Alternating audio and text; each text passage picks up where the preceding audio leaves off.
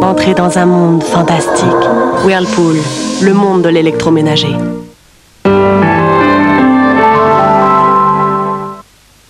Pourquoi changer vos amortisseurs chez Midas? S'ils sont garantis 5 ans, c'est qu'ils sont bons. Et moi, je veux ce qu'il y a de mieux pour lui ou pour elle. Midas, on n'est pas premier pour rien. 3617 Eurydill. Pour tout connaître d'une entreprise, consultez sa carte nationale d'identité sur 3617 Eurydill. 3617 Eurydill, le registre national du commerce et des sociétés sur Minitel. Et au milieu coule une rivière de Robert Redford. Une formidable et passionnante aventure. Et au milieu coule une rivière, la magie d'un grand spectacle, enfin en vidéo. En 3 mots, pourquoi allez-vous chez Midas? En 3 mots, 4e, amortisseur gratuit. Midas, on n'est pas premier pour rien. Fun Radio présente Cat Stevens. Tous les tubes de Cat Stevens sont disponibles sur un CD. Lady d'Arbanville, Wild World, Sad Lisa, 18 chansons inoubliables. Lisa, Lisa, sad Lisa, Lisa. Oh baby, baby, it's a wild world. Cat Stevens, The Very Best Of, enfin un disque pour rêver.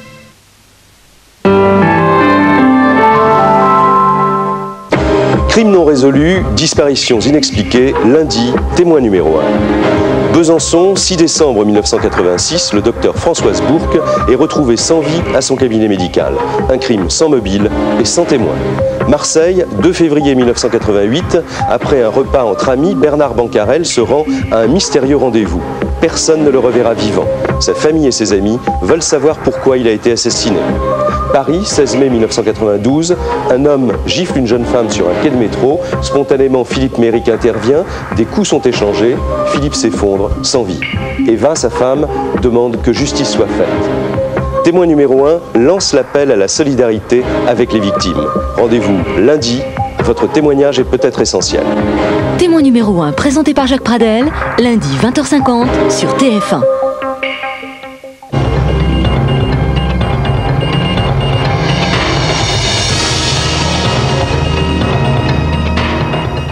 Mesdames, Mesdemoiselles, Messieurs, bonsoir. Première leçon de ce deuxième tour des élections cantonales. La forte mobilisation des 14 millions d'électeurs appelés aux urnes, puisque le ministère de l'Intérieur a confirmé que le chiffre des abstentions, 39%, n'est pas très éloigné de celui du premier tour, qui était, vous le savez, de 40%. Deuxième leçon, déjà sensible d'ailleurs dimanche dernier, le redressement de la gauche par rapport aux législatives de 93, mais aussi la confirmation de la domination de la droite. Nous reverrons tout cela en détail dans un instant. Troisième leçon, c'est la principale. Elle est tirée à chaud par le Premier ministre Édouard Balladur. C'était en direct devant nos caméras à 20h avec Claire Chazal. L'initiative gouvernementale de renouer le dialogue avec les jeunes, et ce, dès ce matin, dans quelques heures. Initiative confirmée à notre micro par Nicolas Sarkozy. Écoutons tout de suite Édouard Balladur. Il est de ma responsabilité de répondre à ce qui est un appel de la jeunesse. Tous ceux qui ont aujourd'hui 20 ans n'ont jamais entendu parler que de crise depuis qu'ils sont au monde. Et le devoir de la société, c'est de leur offrir un avenir. Et pour cela, il faut commencer par rétablir le dialogue avec eux et examiner les diverses solutions possibles. Je vais prendre, dans les jours qui viennent, des initiatives à cet effet. Et je demande à tous les Français de bonne volonté, à l'immense majorité des Français, de soutenir cet effort pour que la jeunesse ait un avenir qui convienne à ses espérances. Édouard Balladur a constaté que le verdict des urnes était un encouragement pour le gouvernement, mais aussi la main tendue aux jeunes. Alors Gérard Carrérou, le CIP, était en fait ce soir dans tous les esprits. Absolument, face aux jeunes, dans la rue, aux manifestations, un peu partout en France, à l'incertitude, à l'angoisse, à l'incompréhension, Édouard Balladur a décidé de frapper un coup spectaculaire, et il l'a fait au soir du deuxième tour des cantonales. Une ouverture spectaculaire.